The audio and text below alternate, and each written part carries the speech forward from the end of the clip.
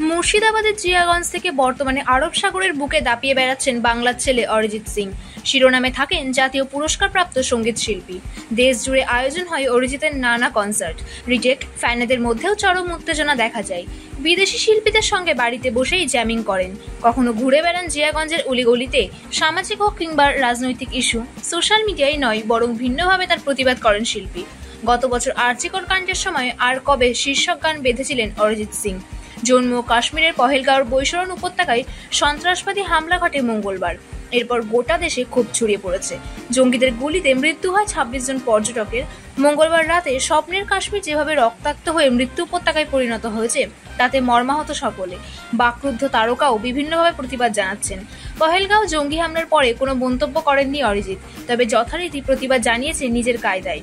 কাশ্মীরের মর্মান্তিক ঘটনার প্রতিবাদে কনসার্ট বাতিল করেছেন অরিজিৎ সিং। আগামী ২৭শে এপ্রিল চেন্নাইয়ের এই অনুষ্ঠান হওয়ার কথা ছিল। পহেলগাঁওর দুর্ভাগ্যজনক ঘটনার জেরে আয়োজক ও শিল্পী যৌথভাবে অনুষ্ঠান বাতিল করার সিদ্ধান্ত নিয়েছেন। অরিজিতের ইনস্টা স্টোরিতে একটি পোস্ট শেয়ার করে একথা জানানো হয়। আয়োজকদের বিবৃতিতেও বলা হয়েছে, এটি গুরুত্বপূর্ণ ঘোষণা।